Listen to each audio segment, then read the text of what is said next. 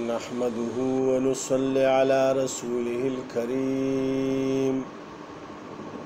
أما بعد فأعوذ بالله من الشيطان الرجيم بسم الله الرحمن الرحيم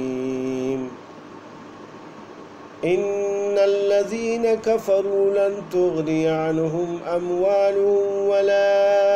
أولادهم من الله شيئا وأولئك هم وقود النار كدأب آل فرعون والذين من قبلهم كذبوا بآياتنا فأخذهم الله بذنوبهم والله شديد العقاب قل للذين كفروا ستغلبون وتحشرون إلى جهنم وبئس المهاد قد كان لكم آية في فئتين التقتا فئة تقاتل في سبيل الله وأخرى كافرة يرونهم مثليهم رأي العين والله يؤيد بنصره من يشاء إن في ذلك لعبرة لأولي الأبصار صدق الله العظيم۔ السلام علیکم میرے بھائیوں اور بہنوں، آج ہم سورہ آل عمران کی 10 نمبر آیت سے شروع کریں گے انشاءاللہ، جہاں تک اللہ نے چاہا اس کا ترجمہ و تفسیر بیان کریں گے۔ اللہ پاک مجھے صحیح پڑھ دیں اور پھر اس پر عمل کرنے کی توفیق عطا فرمائے اور آپ کو بھی۔ ان آیت میں اللہ سبحانہ و تعالی فرماتے ہیں ان الذین کفروا، بے شک جو لوگ کافر ہیں، لن تغنی عنہم اموالہم، ہرگز کام نہ آئے گی ان کو ان کے مال، ولا اولادہم من اللہ شیئا، اور نہ ان کی اولاد اللہ کے سامنے، وَأُولَئِكَ هُمْ وَقُودُ النَّارِ، اور وہی ہے ایندھن دوزخ کے۔ اس آیت میں اللہ سبحانہ و تعالیٰ نے صریح طور پر دونوں چیزوں کی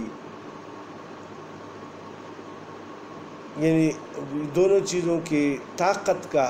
رد فرمایا، کیونکہ ان دو چیزوں کی وجہ سے انسان یہاں مغرور ہوتا ہے، یا وہ جو کوئی کام کرتا ہے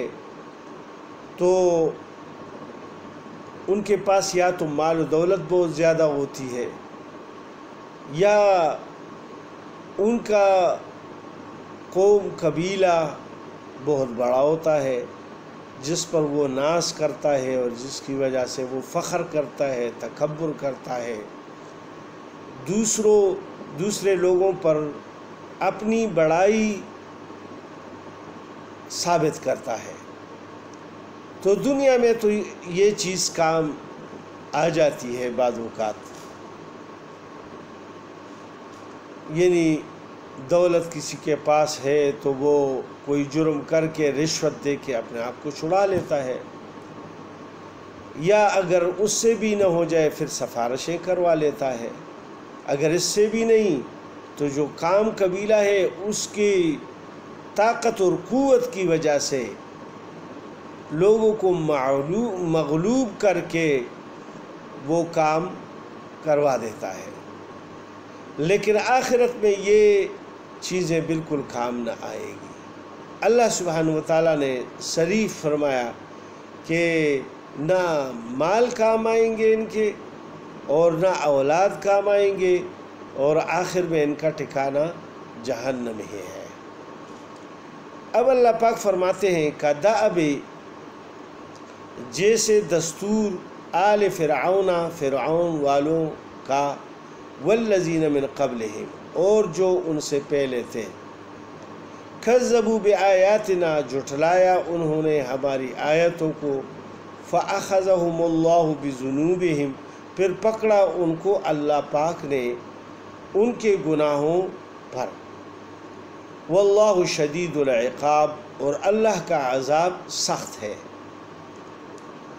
اس آیت میں اللہ پاک نے پہلی امتوں کی طرف اشارہ فرمایا جن میں فرعون کا خاص طور پہ ذکر کیا گیا، کیونکہ وہ بہت تکبر کرنے والا تھا، بہت ظالم آدمی تھا۔ اس کو ایک جگہ ذی الاوتاد کے لفظ سے پکارا گیا ہے قرآن پاک میں اللہ پاک نے، کہ وہ اس کی اگر کوئی نافرمانی کرتا تو اس کے ہاتھ پاؤں اور سینے میں بڑے بڑے کیل ٹھونک دے دیتا تھا۔ لہٰذا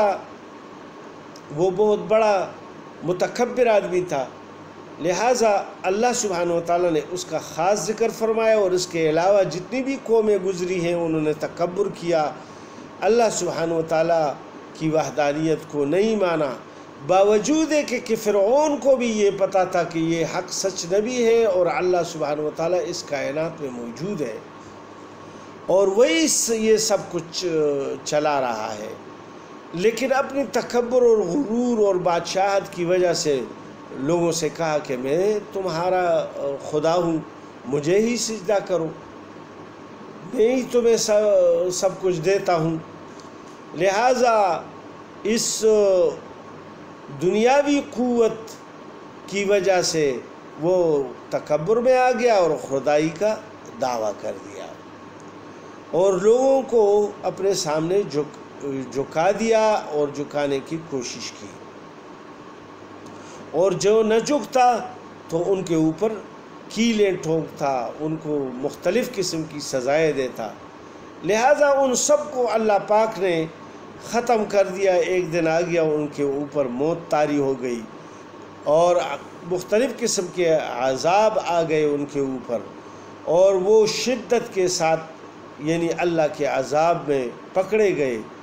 اللہ پاک نے ان کو جہنم رسید کر دیا۔ تو اللہ پاک پھر فرماتے ہیں، قل آپ فرما دیجئے اے پیغمبر علیہ الصلوۃ والسلام، للذین کافروں کو، یعنی کفروا جو کافر ہیں، ستغلبون اب تم مغلوب ہوں گے، وتحشرون اور ہانکے جاؤ گے، الی جہنم دوزخ کی طرف، وبئس المہاد اور کیا برا ٹھکانہ ہے کافروں کا۔ اللہ سبحانہ وتعالیٰ نے عرب کے بت پرستوں کو جو کافر تھے مکہ کے، ان کو بھی پیغام دے دیا کہ وہ جلد تم سب مغلوب ہو جاؤ گے۔ تو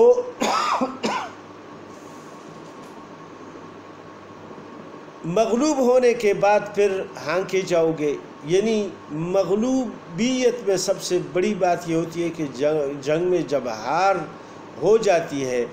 تو اس میں بہت سے لوگ ان کے قتل ہو جاتے ہیں۔ اس کے بعد پھر اللہ سبحانہ وتعالیٰ جنگ بدر کا ضمن میں ذکر فرمائے گا، تو اس کی طرف بھی اشارہ ہے کہ اس میں بڑے بڑے سردار جو ہے نا وہ مر گئے، قتل ہو گئے اور جہنم رسید ہو گئے، تو لہٰذا فرشتے پھر ان کو باندھ کر جو ہے نا وہ جہنم میں داخل کر رہے تھے۔ لہٰذا اس کی بشارت ان کو پہلے دی گئی کہ بہت جلد ہی تم مغلوب ہو جاؤ گے اور پھر جہنم میں چلے جاؤ گے۔ اللہ سبحانہ وتعالیٰ پھر آگے فرماتے ہیں، قد کان لکم آیۃ، ابھی گزر چکا ہے تمہارے سامنے ایک نمونہ، فی فئتین التقطا، دو فوجوں میں جن میں مقابلہ ہوا، فئۃ تقاتل فی سبیل اللہ، ایک فوج ایسی تھی کہ لڑتی ہے اللہ کی راہ میں، وَأُخْرَى کافرۃ، اور دوسری فوج کافروں کی ہے، یرونہم مثلیہم رأی العین، دیکھتے ہیں یہ ان کو اپنے سے دوچند صریح آنکھوں سے، واللہ، اور اللہ، یؤید، زور دیتا ہے، بنصرہ، اپنی مدد کا، من یشاء، جس کو چاہے، ان فی ذالک، اسی میں لعبرۃ، عبرت ہے، لأولی الابصار، دیکھنے والوں کو۔ اس میں اللہ سبحانہ وتعالیٰ عبرت کے لیے یہ آیت لائے ہیں، کیونکہ جنگ بدر میں صحابہ 313 تھے اور اسلحہ وغیرہ بھی کوئی خاص نہیں تھا، کافر 3 گنا سے بھی زیادہ تھے، 1000 تک تھے تقریباً۔ تو کافروں کو مسلمان کا فوج بھی دگنا نظر آیا، اور مسلمانوں کو کافروں کا جو فوج ہے وہ دگنا نظر آیا۔ حالانکہ اگر تگنا اور چگنا نظر آ جاتا تو ان کے حوصلے پست ہو جاتے مسلمانوں کے، لیکن اللہ پاک نے ان کو دگنے سے زیادہ ان کو نہیں دکھایا، اور کافروں کو باوجود کہ مسلمانوں کی تعداد بہت کم تھی وہ دگنا ان کو دکھائی دے رہا تھا، لہٰذا اللہ پاک نے ان کے اوپر رعب ڈال دیا مسلمانوں کا، اور اس وجہ سے وہ مغلوب ہو گئے، حالانکہ ان کے پاس نہ کوئی زرہیں تھی، نہ کوئی ڈال تھے، نہ کوئی تلواریں تھی، نہ کوئی یعنی گھوڑے وغیرہ تھے، ساز و سامان بالکل نہیں تھا، تلواروں تک سب کے پاس نہیں تھے، 8 تلواریں تھیں، اور کوئی یعنی 70 اونٹ تھے، اور 2-4 گھوڑے تھے، یعنی اتنی بھی یعنی سامان ان کے پاس نہیں تھا، اور اس کے باوجود اللہ سبحانہ وتعالیٰ نے ان کو فتح و نصرت عطا فرمائی۔ چونکہ مسلمانوں کو وہ دگنا نظر آئے تو وہ اللہ کی طرف متوجہ ہوئے اور اللہ سے گڑ گڑانے لگے کہ یا اللہ اگر ہم آج ہار گئے تو پھر بس ہمیشہ کے لیے آپ کا دین ختم ہو جائے گا۔ لہٰذا رسول پاک صلی اللہ علیہ وآلہ وسلم نے تمام رات گزاری دعاؤں میں، اور پھر اللہ پاک نے بشارت بھیج دی کہ میں 1000 فرشتوں کو بھیج دوں گا، پھر 2000 کو بھیج دوں گا، 3000 کو بھیج دوں گا، اور 5000 تک اللہ پاک نے فرمایا، اور پھر فرمایا اگر میں خود آ جاؤں گا آپ کی مدد کے لیے۔ تو یہ صرف مفسرین حضرات نے لکھا ہے کہ اللہ پاک کی طرف سے، حالانکہ ایک جبرائیل علیہ السلام بھی کافی تھے سب کافروں کے لیے، کیونکہ لوط علیہ السلام کی جتنی بستیاں تھیں وہ جبرائیل علیہ السلام نے ایک ہی پر میں اس کو اٹھا کے آسمان تک لے گئے اور وہاں سے الٹا کر دیا، لیکن ان مسلمانوں کی دل جمعی کے لیے اللہ سبحانہ وتعالیٰ نے یہ فرمایا ہے،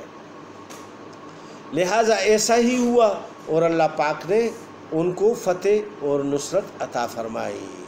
اللہ سبحانہ وتعالیٰ ہم سب کو ان آیات پر عمل کی توفیق عطا فرمائے اور ان آیات سے عبرت پکڑنے کی توفیق عطا فرمائے، کیونکہ اللہ پاک فرماتے ہیں کہ ان فی ذالک لعبرۃ لأولی الابصار، اسی میں عبرت ہے دیکھنے والوں کو۔ یعنی قرآن شریف جب ہم پڑھتے ہیں، اس میں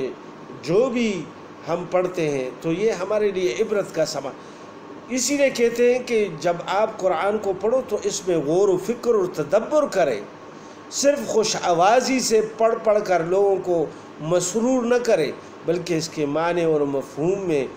فکر کرے اور اس کے جو مضامین ہیں اس میں فکر کرے تاکہ عبرت حاصل ہو جائے اور آخرت کی لیے تیاری کیا جائے۔ اللہ سبحانہ و تعالیٰ مجھے اور آپ کو اس پر عمل کی توفیق عطا فرمائے۔ وما علینا الا البلاغ۔ السلام علیکم ورحمۃ اللہ وبرکاتہ۔